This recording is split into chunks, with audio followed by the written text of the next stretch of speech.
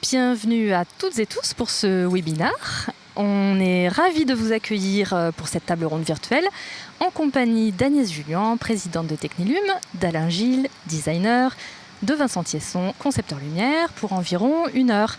On est en ligne donc sur YouTube, Facebook et Twitter, et puis tout le contenu sera en ligne demain sur tous nos réseaux sociaux. Suivez-nous, on vous souhaite un très bon webinaire. Bonsoir à tous, bienvenue à cet événement de la France Design Week. On est ravis d'être ici ce soir à Cannes. Bon, Cannes, c'est évidemment tout le prestige du festival, le prestige de la Croisette. Et donc on va vous présenter ce beau projet que nous avons récemment réalisé sur la Croisette et qui fait donc partie de l'événement France Design Week. Donc pour démarrer, je crois qu'on va laisser d'abord Alain se présenter et puis Vincent, et je reviendrai à ce que je suis et ce que nous sommes. Un grand merci Agnès. Déjà, donc oui, Alain Gilles, je suis designer, à la base designer industriel, même si c'est un peu ma deuxième vie, c'est pas une autre vie puisque j'ai pas eu un parcours classique et que d'abord j'ai étudié la science politique, puis j'ai travaillé dans la finance internationale et enfin j'ai réétudié le design industriel. Voilà.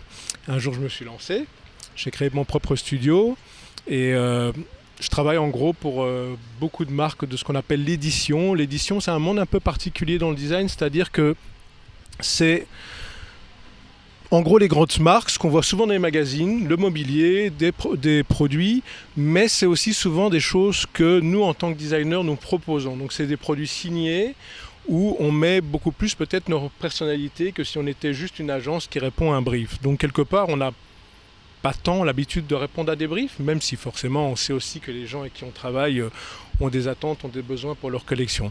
Voilà, et donc maintenant ça fait 12 ans que je travaille, même plus 13 ans presque dans ce domaine, et qu'on a la chance de collaborer avec beaucoup de très belles marques, que ce soit italiennes, françaises, belges, de moyens ou de haut de gamme. Je dis, c'est jamais du luxe pour moi, parce que pour moi du luxe ça devient peut-être juste too much, ça devient peut-être le truc bling bling qu'on ne s'imagine pas avoir. Voilà. Tu n'as pas dit que tu étais belge ? Ah merde, c'est vrai. Ah, zut, j'ai pas dit que j'étais belge. Oui, en effet, mais personne n'est parfait, donc je suis en effet belge. Ça s'entend un peu à l'accent, mais enfin c'est pas moi qui vais dire quoi que ce soit, parce que pour l'accent je suis pas mal. Voilà, mais bon, j'ai vécu à Montpellier quand même. Vincent, oui. Oui, merci Agnès. Vincent Thiesson, donc merci de nous avoir associés à cette aventure. Et notre rôle, c'est plutôt la dimension nocturne, puisque voilà, moi j'ai monté une agence de conception lumière qui s'appelle On, et qui est dans sa 18e année maintenant. Donc notre rôle, en général, c'est dès qu'il y a une douille et une ampoule, on peut être présent et pour donner des conseils. Mais voilà, on s'occupe d'éclairage, de création d'ambiance lumineuse en intérieur, en extérieur, en mise en lumière et évidemment en espace public, puisqu'on a beaucoup de projets qu'on a réalisés dans le cadre de projets d'aménagement urbain et pour lequel on assure du coup la dimension nocturne. Avant de parler d'éclairage, on va parler de dimension nocturne. Mais je crois que ce qui est assez intéressant, c'est quand même qu'on vient tous vraiment d'univers assez différents. Toi industriel, toi vraiment architecte puis l'éclairage, moi le design. Et quelque part, j'avais non plus jamais travaillé sur des projets publics dans le domaine public et sur l'éclairage public. Voilà. Alors on va y revenir, mais d'abord je vais peut-être présenter rapidement Technilum. Donc Technilum, c'est une société qui conçoit et fabrique du mobilier urbain d'éclairage. Quand on dit mobilier urbain d'éclairage, c'est tous les lampadaires, les colonnes lumineuses, les mâts qui ornent l'espace public, et qu'on fait désormais à haut niveau de service, c'est-à-dire Smart City, et on en reparlera dans le cadre de ce projet. Technilum, c'est une société qui est basée en France, qui fait du 100% fabriqué en France, et qui va avoir 50 ans en 2021, donc dans quelques mois maintenant, et que je dirige depuis déjà 25 ans. Et qui a beaucoup travaillé historiquement sur Cannes, mais qui travaille aussi à l'international et un petit peu partout dans le monde. Certes, un peu plus en Amérique du Nord et en Europe du Nord, mais notre plus gros marché reste quand même la France, et également les projets côtiers, sur lesquels on verra pourquoi, mais l'aluminium est un matériau de prédilection. On va peut-être un peu parler de pourquoi on est là et pourquoi ce projet de la Croisette, qui en fait s'inscrit dans une réflexion totale à terme de la Croisette, mais qui a démarré par les plages. Alors je ne sais pas qui s'y prête à raconter la petite histoire des plages et pourquoi nous on est arrivé là-dedans. Oui, non, je continue. Oui, non, je peux. En gros, c'est vrai que quand on marche sur la Croisette, on est au bord d'une ville, on est au bord de la mer également, il y a les restaurants, il y a beaucoup de choses qui se rencontrent. En gros, il y a beaucoup de pollution visuelle. C'est un milieu très encombré. Et donc la ville, je pense à un moment avec Wilmot, qui a travaillé là-dessus, a décidé de travailler sur tout un nouveau programme pour les bars de plage pour essayer de simplifier les choses, de les rendre plus lisibles et quelque part de les uniformiser également un petit peu et de les rendre plus intemporels, plus classe, plus haut de gamme. Voilà, plus qui donne plus envie d'y aller et de profiter à fond de l'endroit. Voilà, parce que je pense que ça fait vraiment partie de l'expérience de Cannes de venir manger sur les plages qui sont à côté de la ville.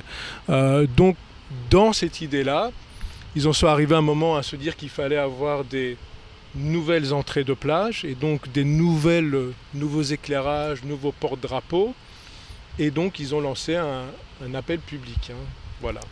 Alors nous, on avait déjà une petite histoire avec Cannes et une longue histoire en termes de design, puisqu'on avait conçu au début des années 80, et je crois que vous devez le voir en image pendant qu'on parle, puisqu'on n'a pas trop expliqué comment se passait ce webinaire, mais on va y revenir, qui est en fait les palmiers qui avaient été dessinés pour le Palais des Festivals à Cannes au début des années 80, à l'époque où pour le coup il y avait peu de design dans les lampadaires d'éclairage public, et c'est un modèle qui aujourd'hui est désuet parce que la technologie n'est plus la même, ne serait-ce que par les sources lumineuses, mais qui en termes de design aurait pu rester assez intemporel.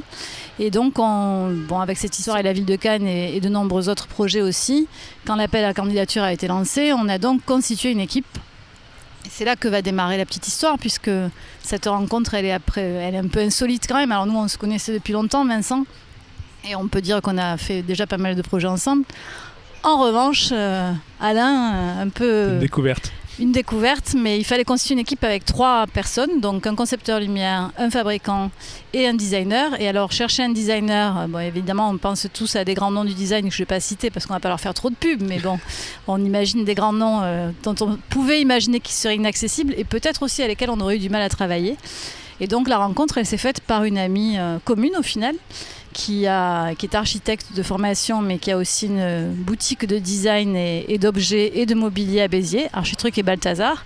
Et cette personne qui s'appelle Bernadette, d'ailleurs ce luminaire s'appelait Bernadette, on a décidé ça ces derniers jours parce qu'il fallait quand même lui rendre un certain hommage, nous a fait cette rencontre et on s'est trouvé dans un bar à Paris pour commencer, et finalement c'était...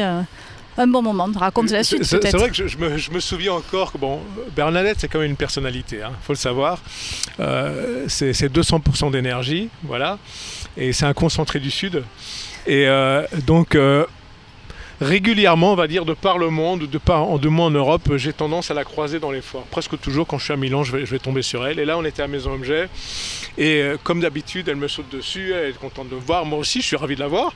Et puis, elle me dit « Ah, mais écoute, ce soir, je fais un truc avec une copine et tout. Voilà, c'est pour faire un truc à Cannes. Et je cherche justement un designer et tout. » Elle me dit mais viens, et moi j'avais déjà un truc organisé le soir, parce que finalement quand c'est les salons, le soir, parfois entre guillemets on travaille aussi quoi, voilà, donc et écoute, j'ai dit vers 10h je peux vous rejoindre, peut-être pour le dessert ou quoi, et donc on s'est retrouvés là et on a pris un verre, et c'est vrai que je pense que quelque part ça a mis en relation un truc différent, parce qu'on n'a pas tout de suite parlé de ce qu'on pourrait ou pas faire ensemble.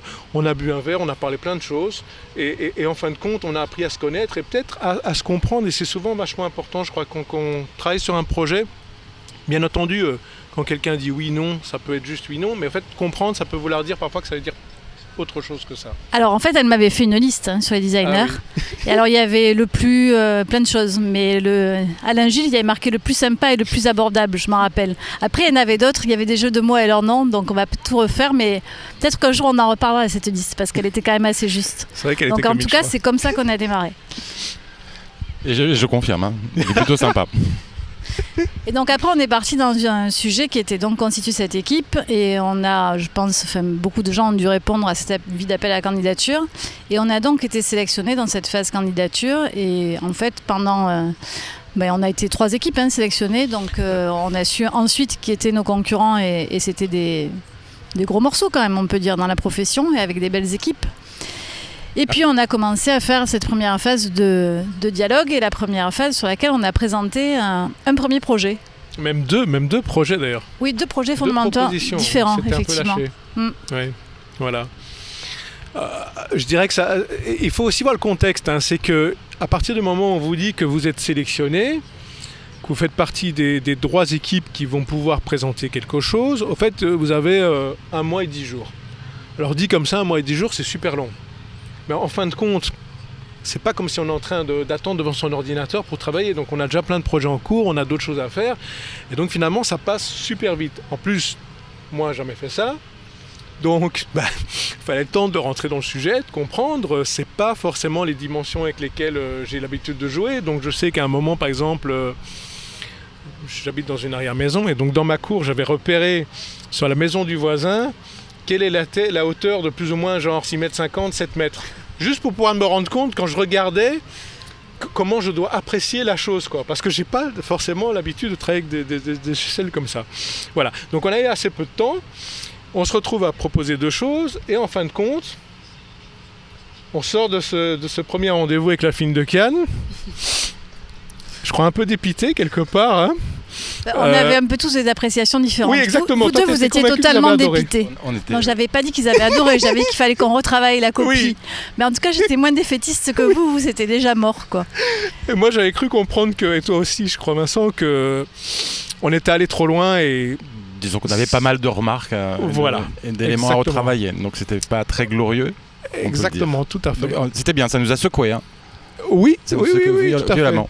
fait. Et moi qui étais novice dans ce genre de concours et qui n'avais même pas lu, entre guillemets, le règlement, donc j'avais pas la moindre idée que c'était un... Comment on l'appelle encore ça ? Un dialogue compétitif. Voilà, un dialogue compétitif. Donc moi, j'avais pas compris que le jour où ils aimaient pas, en fait, il fallait encore travailler. Genre, pour moi, c'était bon, pas de bol, ils ont pas aimé, c'est la vie, au revoir et bonne chance aux autres. Et en fin de compte, là, vous m'avez tous les deux dit, non, mais là, il nous a expliqué, le but pour eux, c'est d'arriver à un bon projet qui leur corresponde, et donc, ils veulent donner cette chance à toutes les équipes de pouvoir retravailler son projet par rapport à des commentaires. Je me suis rendu compte que si on regardait un peu tous les commentaires, qui allaient d'ailleurs dans beaucoup de sens différents, puisqu'il y avait beaucoup d'avis différents, y compris que ce soit du maire ou des choses comme ça, et de son équipe, c'était difficile de savoir où on pouvait aller. Moi, en tant que designer, j'ai besoin de comprendre avec quoi je peux jouer, jusqu'où je peux aller, et après je peux m'amuser et essayer de faire quelque chose qui correspond. Et donc, on a compris à un moment qu'il fallait sans doute tout remettre à plat, et se dire on repart à zéro, et on retravaille tout, et on prend ça sous un angle plus juste pour eux. Voilà. Alors, moi j'avais une petite question. Au final, qu'est-ce qui a convaincu la ville de Cannes ? Alors déjà, on n'a pas parlé des dates, mais on a commencé à répondre à cet appel à candidature en septembre 2017. 2017 Et oui, 2017. Et puis en fait, la première phase de dialogue s'est allée assez vite. La deuxième a été quand même beaucoup plus longue. Et donc, on a eu une copie à retravailler, effectivement. Et en fait, ce qu'a pas dit Alain, c'est que, en gros, nous, on était partis sur faire des évolutions. Mais lui, un jour, il nous a appelés, il nous a dit j'ai tout mis à la poubelle, je vais tout redémarrer à zéro. C'est ça ? Ouais. Oui, tout à fait. Mais j'essaie de faire la synthèse dans ma tête de qu'est-ce qui va pas parmi parfois des commentaires qui étaient entre guillemets contradictoires parce qu'ils venaient de personnes différentes qui avaient sans doute des envies et des desiderata différents. Voilà. Et je pense que ce qui les a convaincus, ils voulaient quelque chose qui soit quand même art déco, qui soit très sobre, qui soit raffiné, qui soit un peu intemporel quand même, puisque effectivement on repassait un peu dans le début de la Croisette et des images qui étaient un peu les images d'Épinal de la Croisette, avec toutes les façades des immeubles, des choses qui sont très raffinées, etc. Et je crois qu'on a su répondre à cette demande. Oui, c'était entre raffiné, on va dire, détaillé, un peu art déco, enfin un peu, le but n'était pas de faire du pastiche, et après, il y avait tout le côté aussi années 50, 60 et le modernisme californien et tout. En gros, c'était une certaine pureté, ce qu'ils étaient en train d'appliquer plus au restaurant des plages. On va dire une lisibilité, une très bonne lisibilité des choses, voilà. Mais en même temps, une force. En gros, ils voulaient quelque chose de fort, reconnaissable, et en même temps, mais ils l'ont dit eux-mêmes, ils voulaient quelque chose de discret et retenu. Ce qui n'est pas évident forcément à concilier. Et puis on a fait pas mal d'allers-retours aussi, au départ, enfin d'allers-retours, pas que sur la route, mais pas que en déplacement, mais je veux dire, il y a eu des itérations, c'est-à-dire qu'on a commencé par un premier design qui était à peu près celui d'aujourd'hui, mais malgré tout, on a ajusté des petites choses parce qu'effectivement, il y a eu après des fonctionnalités qui ont été ajoutées, et je crois que c'est aussi dans le dialogue qu'on a pu faire être peut-être meilleur que les autres, en tout cas on l'espère. Les autres avaient eu des très belles maquettes, parce qu'on a su après, on a vu des maquettes, nous on avait fourni aussi, mais je pense qu'on était plus dans la bonne échelle. Ils ont été aussi rassurés, il faut l'avouer, par le fait que toi tu es un concepteur lumière de renom et que nous on avait déjà travaillé historiquement avec la ville de Cannes et que les autres c'est des propositions qui n'étaient même pas non plus dans les mêmes matériaux et peut-être moins pérennes, plus massives aussi. Et du coup, je pense que c'est tout ça qui a fait qu'on a été au final choisi. Ouais. Donc on a été choisi en gros en, je pense, août 2018, puisque c'était au moment où on partait en congé, si mes souvenirs sont bons, où on a pris ça. C'est ça, non ? Et on a mis un an, avec le Covid évidemment, à livrer, puisque ça a été installé en juillet et livré fin juin. Et ça aurait dû être installé avant le Festival de Cannes, mais Covid faisant que tous ces événements ont été annulés, ça a été différé. Mais ce qui était déjà un timing pour vous en termes de production hyper serré, quoi. Qui était déjà la folie. Ah, aussi, ça devait être avant le Festival de Cannes. Hein. Mais après, tu dis bien qu'il n'y a pas eu trop de création d'outillage et qu'on a davantage travaillé la matière. Tout à fait. Donc ça nous a un peu sauvés aussi. Ouais, ça c'est vrai. En termes de délai, parce que c'est vrai que pendant le Covid, on n'aurait pas eu de fondeurs, on n'aurait pas eu de fournisseurs et on aurait peut-être un peu galéré avec une industrie qui était un peu en berne. Donc finalement, on a eu de la chance. Peut-être qu'on va parler un petit peu du mobilier. Je pense qu'on n'a pas expliqué comment ça se passait en fait, mais on a une petite équipe qui normalement doit, parce que nous on est un peu statique sur la plage, sur la Croisette, mais on ne se plaint pas, mais en même temps il y a une caméra qui doit faire des prises de vue de ce mobilier et vous devez voir en même temps qu'on parle les images donc, de ce lampadaire qui n'a pas de nom, qui s'appelle Mobilier Croisette, puisque c'est bien plus qu'un lampadaire. Et on peut vous expliquer un petit peu comment il est fait. Donc déjà, il est 100% en aluminium. Je me permets de te couper parce qu'en fait on parle du contexte, on n'a pas encore parlé du sujet lui-même, c'est vrai qu'on n'a pas expliqué la fonctionnalité de ce mât signal. En fait, la particularité quand même de cet appel à projet, c'est pas constituer un luminaire, c'est pas constituer un mât Smart City, c'était constituer un mât signal qui va venir rythmer les 1,3 km de la Croisette. C'est quand même assez rare comme sujet. Et en fait, c'est ce mât qui va venir identifier chaque entrée de restaurant de plage. Et donc, mais ça, tu vas le souligner tout à l'heure, cette singularité, c'est qu'on a 2 mâts par entrée qui desservent 2 escaliers, qui desservent 2 restaurants. Voilà. Et ou des plages privées. Ou des plages publiques, pardon. Tout à fait. Et voilà, ça tout le long de la Croisette. Et donc ça devient effectivement une des signatures, je pense, de la Croisette pour le futur. Voilà. Mais c'est vrai que ce qui était très important par rapport aux gens qui sont habitués, on va dire, au design de lumière, d'éclairage public dans une ville, c'est que là, dans ce cas-là, c'est très espacé. Donc on regarde, on va dire, une pièce séparément de l'autre. Le regard se pose que sur un seul objet. Ici, on imagine très bien que du fait que qu'il y a 2 escaliers qui desservent, qu'il y a 2 mâts qui sont mis face à face, il y a vraiment une discussion entre ces 2 mâts. Donc déjà en termes d'approche, c'est vraiment une porte vers quelque chose, vers le monde aussi de la nuit, quoi, hein, quand ces bars continuent à vivre la nuit. Et donc nous-mêmes, quand on a designé, quand on a travaillé sur ce projet, on a toujours été obligé de travailler vraiment en parallèle, les 2 qui sont identiques, entre guillemets, quelque chose près des placements, pour se rendre compte, parce que souvent, ça crée des discussions qui induisaient autre chose, qui induisaient plus un Porsche, plus quelque chose, qui induisaient une fausse connexion entre les 2, et qui tuait peut-être le côté élancé qu'on essayait de recréer, bien que on parle quand même de mâts qui ont 10 fonctions. Ça, c'était ce qui était demandé. Donc on a beaucoup d'éléments qui venaient se greffer au mât. Donc ça, c'était la complexité de la demande de la ville. C'était, comme tu l'as très bien dit, c'était de répondre à des besoins très différents, entre le drapeau, le porte-menu, les lumières, et j'en passe, et des meilleurs. Mais c'était comment concilier tout ça et arriver à quelque chose encore de fort, d'élégant, de simple. L'approche que j'ai eue à ce moment-là, c'était de me dire, divisons déjà ce mât en 2 parties et voyons tout simplement par rapport à un aspect visuel. Les détails qui sont proches, l'œil est capable de les voir, la main est capable de les toucher, un petit arrondi, une finition sera perceptible de près. Et quand je dis perceptible, c'est important parce qu'on parle de... On voulait faire quelque chose qui soit qualitatif, mais qui ait aussi une impression de qualité, d'être haut de gamme, d'être cossu. Donc il fallait travailler certains détails. Par contre, travailler des détails, je ne dis pas pour ça que c'est mal fini en haut, mais travailler des détails à presque 7 mètres de haut, on ne se voit plus beaucoup, voilà, pas autant. Donc le mât est vraiment divisé en deux, d'où l'idée à un moment de fourreau, un peu comme un bic, hein, on viendrait mettre quelque chose par-dessus, et là tout le monde rigole parce qu'il y a une petite anecdote sur le bic, mais bon voilà. Et si on a le même succès d'estime que le bic dans 50 ans, on peut dire que c'est un bic. On dira pourquoi c'est un bic. Ou dis-le tout de suite maintenant qu'on a parlé du bic. Le bic, c'était parce que... c'est Vincent qui l'a appris. Hein.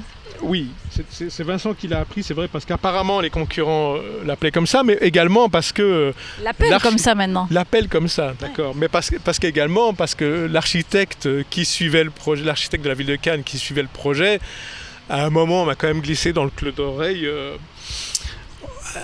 genre, avoue quand même un truc, hein, avoue un truc que t'as pas envie d'avouer, dis-moi quand même, bon... En gros, vous n'aviez pas vraiment d'idée à ce moment-là, tu avais ton bic, tu étais en train de gratter l'oreille, entre guillemets, et tu as vu ce truc et tu t'es dit, voilà quoi.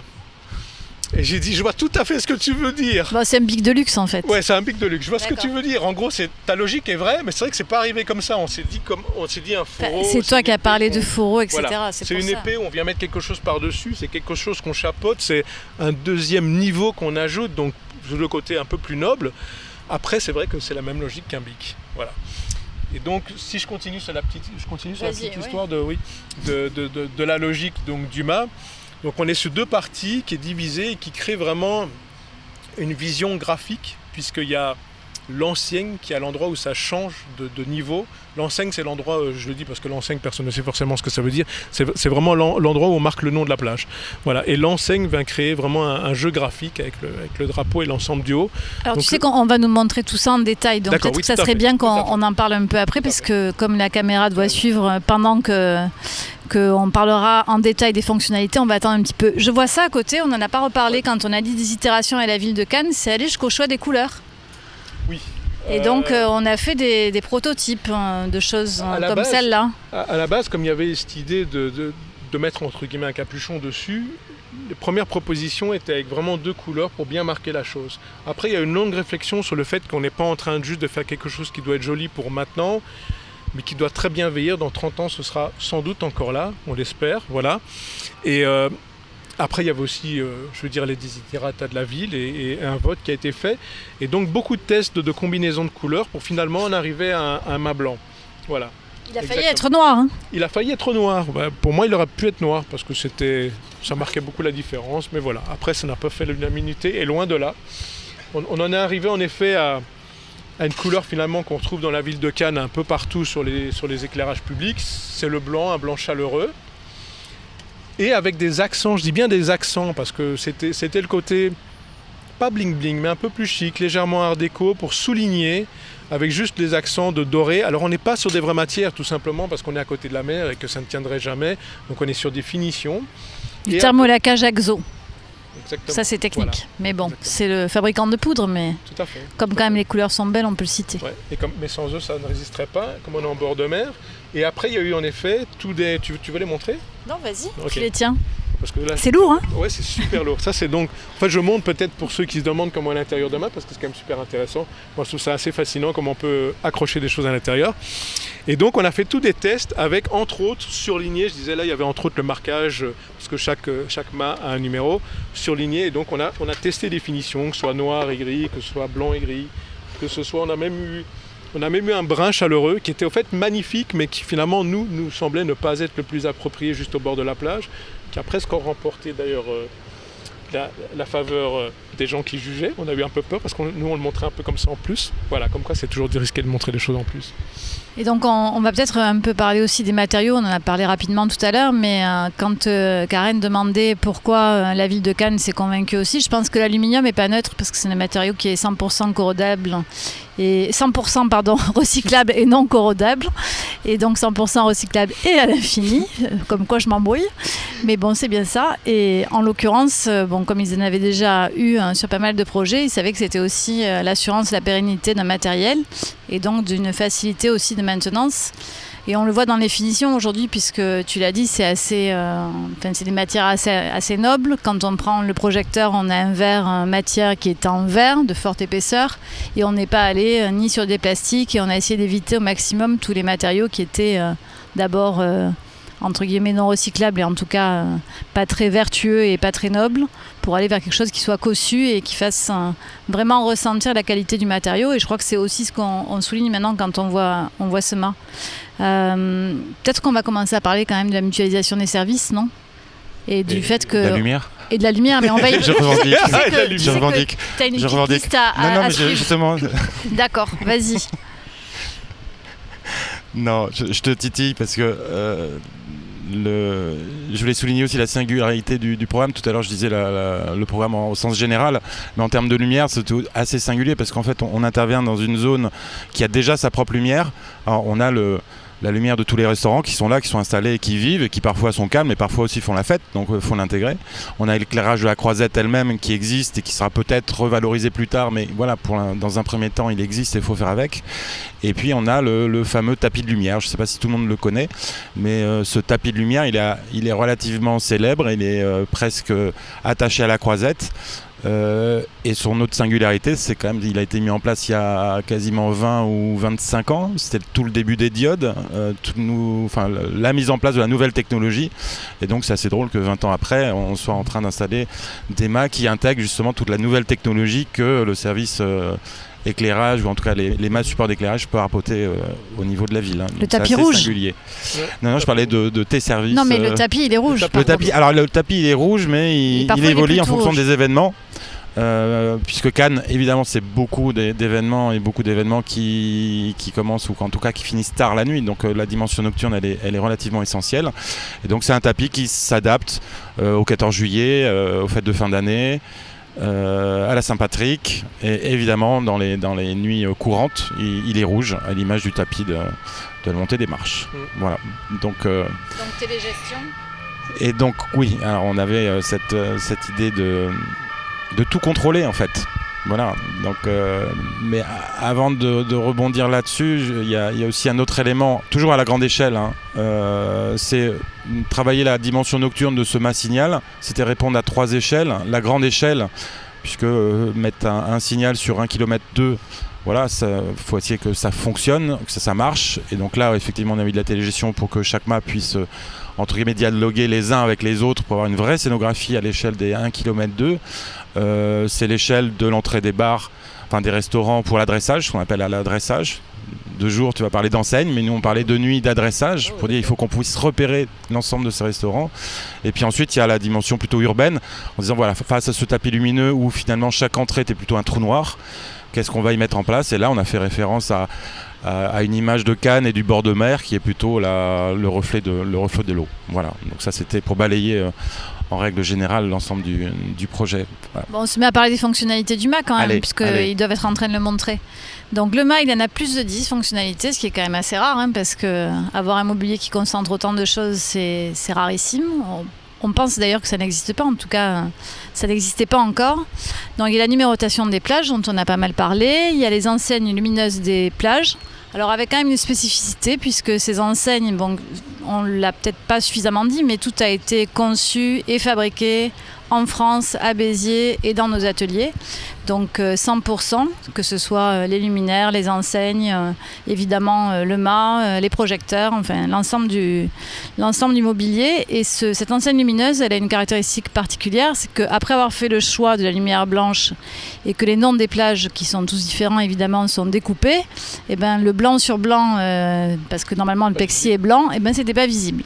Et là, tu as trouvé un plexi black and white. C'est pas moi, c'est l'équipe de l'agence qui a trouvé effectivement ce polycarbonate qui est utilisé dans d'autres technologies, en tout cas dans d'autres domaines de lumière, qui effectivement de jour est noir, mais de nuit est en capacité de laisser quand même passer pas mal de lumière et donc de devenir lumineux et blanc. Voilà, il est assez incroyable. Il nous a sauvé la vie. Ça nous a sauvé, franchement, parce que là, oui. C'était casse-tête. Alors, quand même, on l'a peut-être pas suffisamment dit, mais il y a 34 mobiliers croisettes et il y a 34, bon, à l'exception de 2 ou 3 plages publiques qui ont le même nom, mais il y a quasiment autant de mobiliers différents.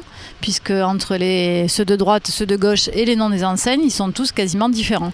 Donc c'est aussi une spécificité de Technilum d'être un peu dans cette approche-là et d'avoir des mobiliers qui s'adaptent aux demandes clients. Et on dit souvent qu'on est un peu dans haute couture, mais c'est vrai que ça commence par là, c'est-à-dire que on arrive à concevoir chaque fois quelque chose qui réponde vraiment aux attentes, puisque le gauche et le droit ne sont pas les mêmes, les noms des plages ne sont pas les mêmes.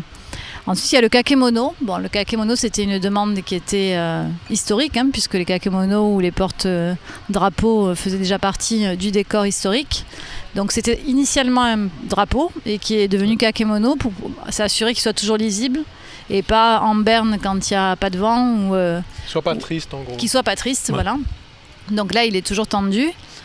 Après, tu vas reparler quand même du balisage de la baie avec les 34 dots. C'est un truc qui est quand même plus qu'original et jamais fait. Oui, alors le balisage lui-même, il n'est pas très original dans le sens où ça reste le vocabulaire lumineux le plus visible. Donc c'était celui-là qu'il fallait utiliser à cette échelle-là. Par contre, la spécificité, c'est de réintégrer la technologie LED et de pouvoir commander chaque point lumineux. Donc on a à peu près plus de 3000 points lumineux. Pardon ? 3004. Carreaux, on appelle ça. Dots. Qui sont commandés individuellement et qui peuvent changer de couleur, évidemment, pour s'adapter à l'événement de la croisette, être raccord par rapport à l'éclairage du tapis lumineux et peut-être apporter notre propre vocabulaire, notre propre scénographie. Donc on est allé un peu plus loin dans la proposition de scénographie que juste le tapis lumineux. Oui, qui n'était pas dans le programme d'ailleurs initialement. On voulait marquer la baie, c'était le programme, mais on ne savait pas comment la marquer. Et toi, tu avais quelque chose qui soit dynamique. Tout à fait. Pas uniquement statique. Pas statique et ça s'adapter à l'événement et à l'actualité de la ville, tout simplement. Qu'on puisse vraiment lire la courbe de la baie, quoi. C'est ça qui était important, qui est si belle, quoi. Oui, et dans les grandes perspectives, on le verra, j'espère tout à l'heure quand il fera nuit, s'il fait nuit à la fin de notre séance, mais effectivement, le Mât, on redessine complètement la courbe de la croisette grâce à ce scintillement et à cette petite vibration qu'on a incrustée dans chacun des mâts. On aimerait bien le voir de la mer d'ailleurs, parce qu'on ne sait pas comment c'est de la mer encore. Alors j'espère qu'on le voit pas de la mer, justement pour être plus respectueux de notre port. Donc, non, mais un tout petit peu quand on s'approche. Un tout petit peu, mais voilà, le principal c'était visible le long de la croisette. Voilà. Et puis ensuite en plein mât, tu as évoqué la fameuse lumière matière, donc un développement un peu spécifique de l'agence, mais où on arrive à travailler cette lumière et plutôt que d'avoir des taches de lumière comme on voit dans la ville, plus ou moins intenses, plus ou moins larges. Là, on va vraiment apporter une texture à cette lumière et on voulait une modalité vraiment rustique, c'est-à-dire qu'elle soit durable. Voilà, une fois que c'est installé, ça ne peut pas bouger, ça ne peut pas se dérégler, ça ne peut pas évoluer, c'est étanche, ça résiste aux embruns et au climat du littoral. Et c'est juste l'adjonction de... Alors, il est très très lourd, donc il faut que j'enlève le micro, enfin que je pose le micro, mais voilà, c'est juste l'adjonction d'un verre un peu singulier focalisateur et encore une fois cette technologie LED que tu as dans les projecteurs. Du coup, le Bernadette intègre ces fameuses LED un peu particulières puisqu'elles sont nues en fait. Elles sont voilà. Bernadette est déshabillée, elle est nue pour faire la lumière matière. Non mais ce qui est beau, c'est le côté finalement tellement simple, mais avec un verre spécial et qui donne quand même toujours un résultat différent partout, à toutes les entrées, et qui donne quelque chose de très subtil. Il y a un côté aléatoire. Exactement. Il y a un côté aléatoire parce que c'est juste de l'optique, en fait, tout simplement, mais c'est de l'optique qui n'est pas maîtrisée, et c'est justement de cette non-maîtrise qui nous intéresse là, pour, comme tu le dis, avoir des effets lumineux qui sont différents d'une plage à l'autre, etc. Tout en restant confortable. Et quand même, le but était quand même d'éclairer les entrées. On arrive à créer une zone très très large. On le verra tout à l'heure. En fait, sur le long de la croisette, cette lumière matière vient rythmer l'ensemble de la croisette entre le tapis lumineux. Alors on l'a dit, mais 10 fonctionnalités, il y en a aussi qui sont très Smart City quand même, puisqu'on a la vidéosurveillance, qui habituellement, quand il y a des mâts qui sont comme ça multifonctionnels, mais ça finit souvent par une mauvaise caméra d'homme qui sort en saillie du mât, et franchement c'est pas super joli, quoi. C'est même pas joli du tout. Donc je me souviens d'ailleurs, quand on a commencé à parler des caméras qui n'étaient pas dans le programme d'origine, Alain était un peu perplexe parce qu'il imaginait la mauvaise caméra qui allait arriver sur son mât bien dessiné, et il était un peu en panique. Mais en fait la caméra, elle est à peine visible, c'est un petit œil. Ouais, c'est juste un petit pustule et ça va, ça dérange pas. Ça me dérange pas, ça souligne, ça fait un petit peu technique, légèrement futuriste. Non, franchement, c'est beau. Allez, j'avoue que c'est même joli. Voilà, Elle est c'est très quand jolie. même une petite prouesse parce qu'en plus de ça, elle est quand même hyper technique. Oui. Bon, aujourd'hui, c'est pas exploité ici, mais avec ce type de caméra, on peut aussi faire du comptage de personnes. On peut quand même privilégier les aspects sécuritaires qui sont plus qu'essentiels aujourd'hui. Et puis peut-être demain avoir d'autres fonctionnalités qui sont, on va dire, à imaginer, mais en tout cas qui existent avec ce type de caméra complètement miniaturisée et 100% intégrée. On a aussi la sonorisation. Alors c'est pareil, ils trouvaient que l'enceinte, ça allait pas être très beau. Mais alors la sonorisation, par contre, elle a fait assez tôt partie du programme puisque Cannes a eu à gérer des inondations. Et donc cette sonorisation, outre le fait qu'elle permet de sonoriser la croisette en son intégralité et de faire des annonces par la ville, elle permet aussi d'être un système anti-tsunami. Donc en cas de vague ou en tout cas de montée des eaux pour que les habitants puissent être prévenus en temps opportun. Et c'est vrai qu'elle est totalement intégrée, l'enceinte est totalement intégrée aussi. Alors je crois qu'on y serait revenu un peu plus tard, mais ce qui est important, c'est que tous ces dispositifs, ils sont interopérables. Ce n'est pas des systèmes propriétaires, ils sont totalement administrés par la ville. Donc c'est quelque chose qui est aussi novateur dans cette approche, c'est-à-dire qu'on n'est pas arrivé avec des solutions qui étaient plaquées avec des applicatifs qui demandaient à la ville de tout changer, mais au contraire on s'est adapté à ce qu'ils avaient déjà et aujourd'hui les caméras sont enrôlées sur leur centre de surveillance urbaine et la ville peut prendre la main sur le système de sonorisation et donner toute information à tout moment à tous les gens qui sont sur la croisette. Et alors cette sonorisation, elle a aussi quelque chose d'original puisque le mât a des pics anti-mouette ou anti-oiseau. Mais la sonorisation, goéland, pardon. C'est casse-tête pour trouver la bonne solution. Ouais, ça marche, il n'y en a pas. Ça marche en tout cas. Les oiseaux sont pas là. Donc il n'y a pas d'oiseaux. Mais si jamais il y en avait eu, il y avait quand même dans la sonorisation un système qui est un effaroucheur et un son qui peut les faire partir. Ouais. Donc qui est un son qui bien sûr est celui d'un autre oiseau pour faire partir ceux qui sont déjà en place. Mais en tout cas ça fonctionne. Et tu devrais quand même parler des deux choses les plus originales pour un mât d'éclairage. Et des plus visibles peut-être. Ouais, et quand même très chic en même temps. Très chic. Ouais. C'est très chic. Le porte-menu quand même. Oui, le porte-menu, oui. C'est vrai que quand à la base on veut quelque chose, la demande est pour quelque chose de très élancé, de très pur et tout, et qu'on vous dit qu'on veut un porte-menu, alors un porte-menu, tout le monde se dit c'est tellement simple, aujourd'hui on rajoute un petit écran et c'est pas très grand et tout le monde voit les menus de tous les restaurants. Mais qu'on vous dit qu'en fait on veut que les restaurants puissent mettre l'équivalent de 6 feuilles à 4, ça fait vachement grand, et qu'ils doivent pouvoir le changer régulièrement. On se dit, ah ouais d'accord, donc ça c'est vraiment ce grand élément, le porte-menu va devenir un élément central de tout ce mât. Comment le gérer, comment le contrebalancer, comment faire en sorte que ce soit quelque chose qui donne envie et pas quelque chose qui ait l'air mal intégré. Faut savoir que si la ville n'a pas voulu mettre des écrans, c'était pour différentes raisons qui sont quelque part à la fois intéressantes et aussi très nobles. C'était le côté ne pas amener trop de bruit dans la ville, des bruits lumineux, donc ne pas amener de brouhaha partout et que le passage sur la croisette soit encore, la promenade soit encore un moment agréable. Et puis également ne pas amener des technologies compliquées qui vont vieillir peut-être plus vite que le reste du mât et qui en plus devront être gérées peut-être différemment par certains restaurants, alors qu'en fin de compte, un menu imprimé, ça a sans doute, on est d'accord, une vraie convivialité aussi. Voilà. Mais par contre, ils peuvent changer la carte tous les jours, parce qu'il y a les plats du jour. Tout à fait. Normalement, on a dû actionner le menu pour voir que c'était super facile. Ouais. Et d'ailleurs, on a poussé le vice un peu loin, parce qu'on a fait un très beau porte-clés. Ouais. Exactement. On ne s'est pas arrêté au porte-menu et pour la boîte aux lettres. C'est vraiment vous qui avez poussé le truc jusqu'au détail, le plus petit détail. Mais c'est important.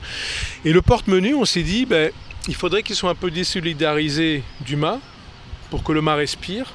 Et en même temps, il faudrait que ça évoque quelque chose. Et on s'est dit, tiens, mais c'est quoi d'habitude quand on va dans un beau restaurant? Souvent, certains ouvrent encore le vrai menu et le posent sur un petit présentoir doré ou quoi. Et on s'est dit, mais on va faire une petite réglette qui n'est pas vraiment art déco, mais qui reprend le côté très géométrique de l'art déco et qui soulignerait et qui en même temps allège le menu lui-même.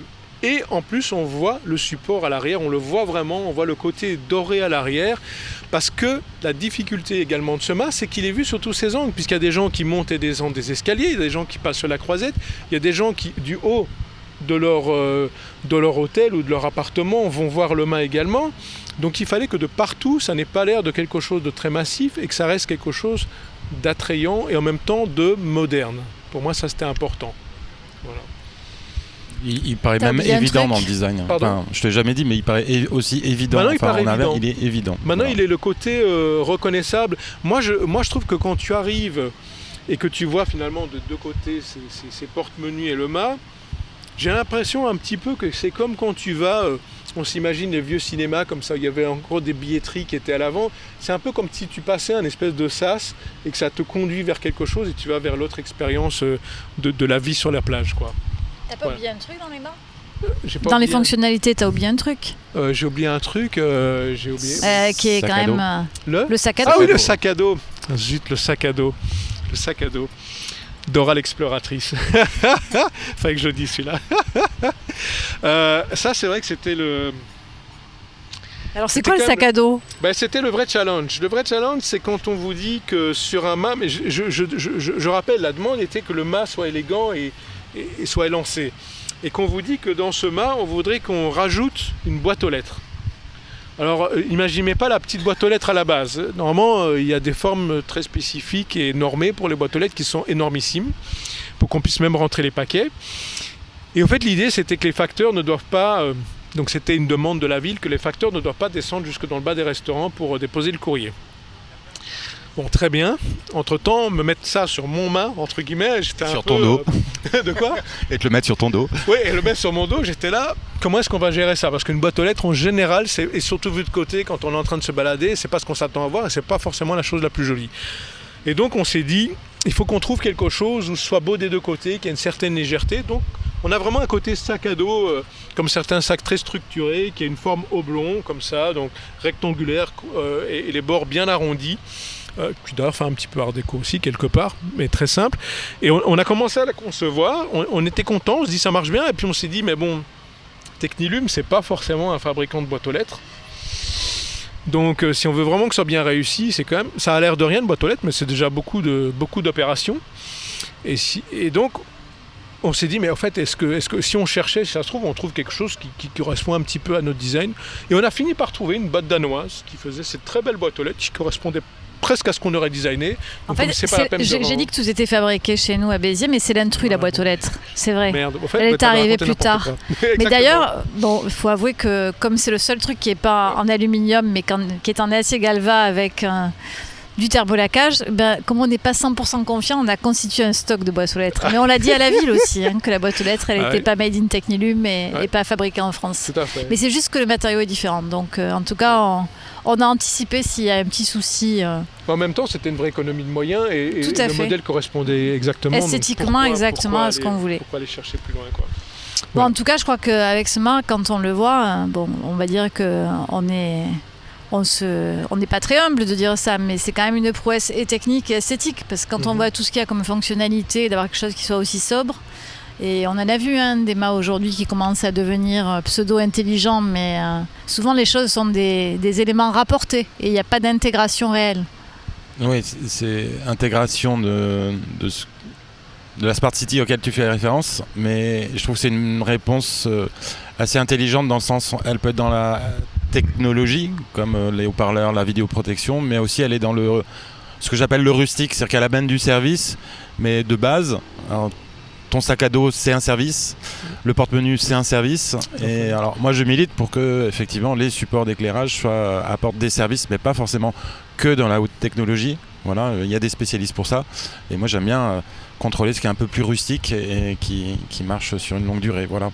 Mais c'est comme tu dis, c'est une prouesse d'avoir cette simplicité et de voir tout ce qu'il y a dessus, dessous et dedans, quoi.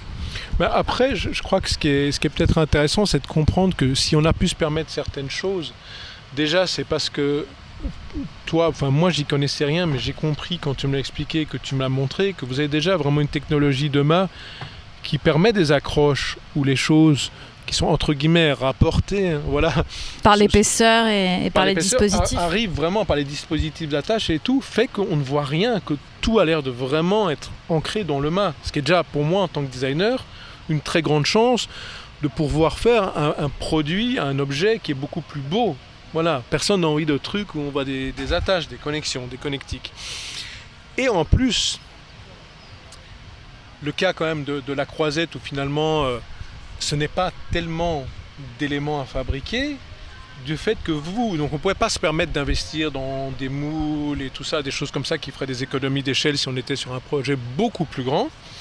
Ici, de fait que vous fabriquez tout et que vous avez tout ce procédé de fraisage d'aluminium, ça veut dire que vraiment il y a vraiment cette beauté du geste du bloc d'aluminium qui est juste fraisé, où on enlève, comme on le fait sur certains ordinateurs bien connus, où on vient fraiser, enlever la matière, et on arrive à faire ces trucs qui sont précis, mais je veux dire plus qu'au millimètre près, et qui s'intègrent l'un dans l'autre. Et donc on arrive à un porte-menu qui pour moi est quelque chose qui est déjà une sorte d'orfèvrerie, entre guillemets, alors que c'était une pièce très compliquée, vu qu'il y a déjà une porte qu'il faut ouvrir, qui a cette clé. Oui, puis compliqué parce que j'ai dit tout à l'heure, c'était une complexité à tout niveau. Parce que par exemple, un porte-menu, on n'avait jamais fait, évidemment.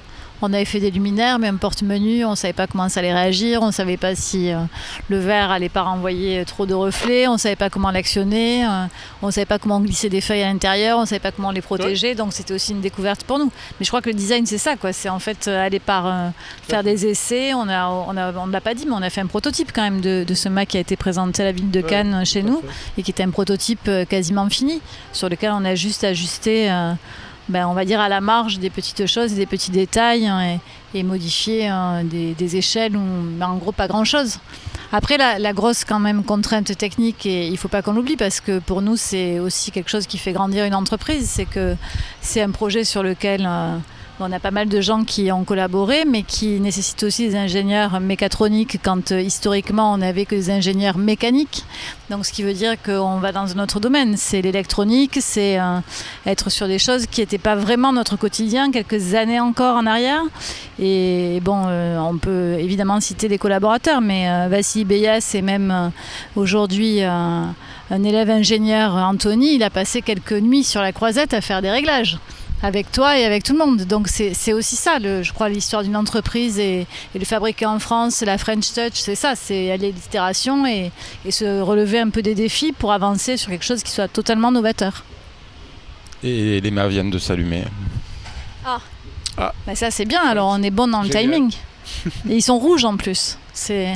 Oui, c'est le scénario dit quotidien, qui est quotidien semaine. Donc on fait référence au tapis rouge, mais le tapis rouge est fixe, alors que là il y a une légère pulsation de rouge à travers ce balisage. Et après on passe sur une scénographie la semaine où là c'est plutôt, on a imaginé comme une bougie qui comme ça pouvait parcourir l'ensemble de la croisette. Là en quotidien tous les mâts réagissent de la même manière, mais que si vous venez pendant la semaine, là c'est chaque mât qui est commandé individuellement, et cette petite bougie elle se promène le long de la croisette et chaque mât vibre différemment, voilà, dans une tonalité blanc très très très très très chaud. T'as fait combien de scénarios aujourd'hui ?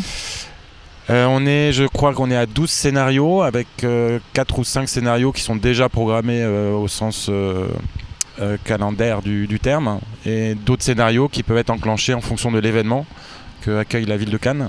Donc évidemment on a le festival de Cannes, mais ils sont un salon nautique de très haute renommée. On a le salon de l'immobilier. Donc comme ça il y a beaucoup d'événements, et apparemment d'après la ville, effectivement ces salons s'en demandent d'avoir une spécificité sur la croisette, et donc cette spécificité elle sera peut-être nocturne à travers des scénarios qu'on peut encore contrôler, réinventer, enrichir. Moi je trouve qu'on a quelque part on a donné une boîte à outils là, voilà, donc il faut pouvoir l'utiliser et pouvoir revenir.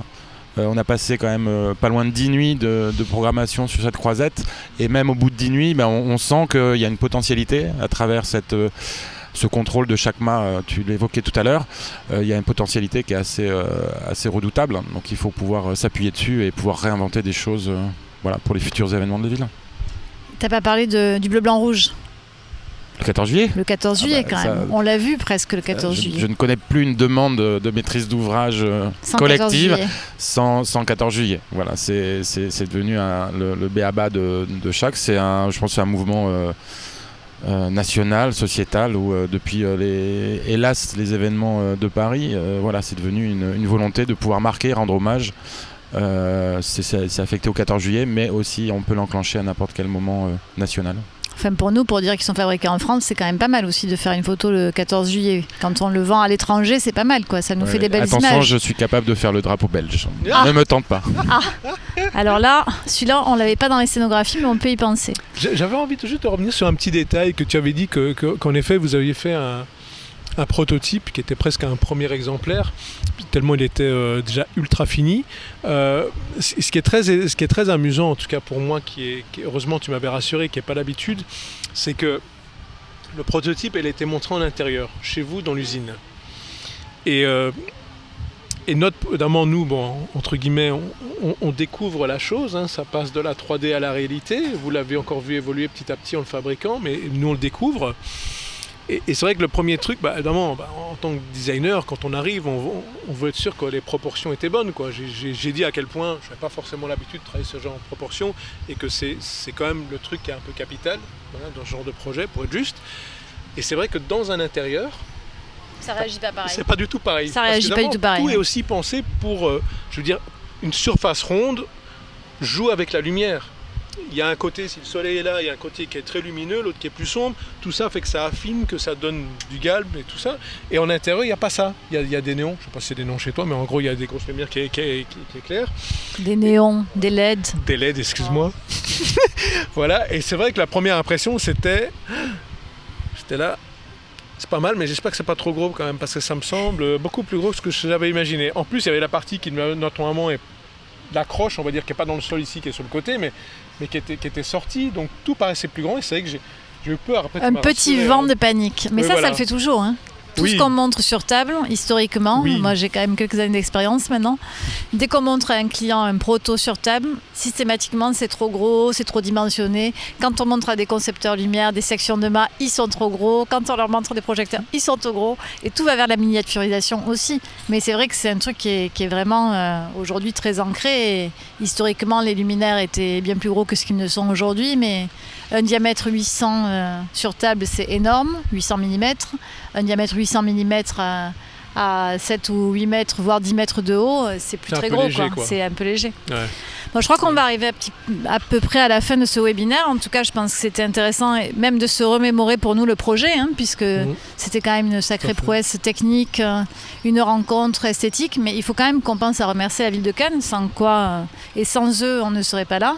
Et je crois qu'on a eu des fortes collaborations, d'abord avec Jérôme Briot, qui était l'architecte en chef et donc la maîtrise d'œuvre de ce projet Ville de Cannes, également avec Estelle Cartier, mais aussi avec les gens plus terrain, dont Mathieu Iota, qui avait déjà géré tous les chantiers des plages, et également toutes les parties techniques et très fonctionnelles avec bien sûr Pascal Tesser, mais également Armel Callot, donc des gens de la ville de Cannes où on a trouvé de l'écoute et vraiment une bonne collaboration. Et je crois que c'est important de le souligner parce qu'on dit toujours quand un projet architectural est réussi, et je crois que c'est pareil pour du design, il faut une belle maîtrise d'ouvrage et une bonne maîtrise d'œuvre. Donc et derrière, on arrive à faire un projet qui soit à peu près cohérent. Et on n'a pas parlé non plus du fait que sur ce marché, pour nous, c'était totalement atypique, puisque effectivement, habituellement, on est fabricant et fournisseur. Et là, en l'occurrence, on avait également la prestation de pose qui nous était inclus dans le marché, et donc on a choisi un sous-traitant pour la pose, en l'occurrence le groupe NJ, et une entreprise qui est bien connue sur Cannes qui s'appelle Pignata, et laquelle on avait eu une collaboration historique aussi. Et donc c'est eux qui ont installé l'ensemble des 34 mâts, avec des scellements aussi qui ont été très compliqués à mettre en œuvre, hein, puisque historiquement sur la plage et maintenant en chaise sur les façades. Mais voilà, un truc qui a été aussi pas du tout ce qu'on imaginait au départ, et sur lequel on a dû s'adapter au cours du projet, puisqu'initialement ces mâts devaient être ancrés dans le sable. Voilà, j'ai dit tout ça un peu rapidement. En tout cas, merci à tout le monde. Merci également aux gens qui nous ont permis de faire ce petit tournage, à Karen qui était à la commande également, et puis surtout à vous deux, parce que si on n'avait pas fait ça ensemble, on ne serait pas là. Merci de nous avoir emmenés dans cette aventure. Ouais, tout à fait. Moi, ce que je me souviendrai vraiment, c'est des découvertes des gens, voilà, et des collaborations, mais que ce soit avec vous, avec l'équipe, mais avec la ville également, parce que je connaissais pas ça. Et voilà, et c'est grâce à tout ça qu'on en est arrivé à ce projet. Ouais, tu as oublié de dire quand même que tu savais pas ce que c'était un DC1, tu savais pas ce que c'était une déclaration du candidat, tu savais pas ce que c'était un marché public, et tu savais. Et t'as toujours pas mis ta facture sur Chorus non plus. Et voilà. Et comme ça, il va falloir qu'on y arrive quand même, parce qu'il va falloir se faire payer un jour. Et oui. Un petit mot pour la fin quand même. Maintenant, on va attaquer une petite balade nocturne alors. Non, on va aller dans l'eau, non, c'était pas ça. Mais personne n'a pris moi je vous laisse y aller. On te regarde, on te regarde. Il n'y a que les Belges qui vont y aller. Bon, en tout cas, merci à tous, merci à ceux qui nous ont suivis. Et à très bientôt. Et en tout cas, c'est un exercice original, mais merci à France Design Week également. Oui. Bonne soirée à tous. Merci à tous. Ouais, bonne soirée. Eh bien, merci à vous tous d'avoir suivi ce webinaire. On vous rappelle que tous les enregistrements seront live, non, justement pas live, mais enregistrés et disponibles sur YouTube dès demain. Merci encore. N'hésitez pas à nous suivre sur les réseaux sociaux. Donc, merci à Alain, Gilles, à Vincent Thiesson de la Jansonne et à Agnès Julien de Technilume. Merci à la ville de Cannes pour ce très très beau projet et merci à vous de nous avoir suivis. À très bientôt. Au revoir.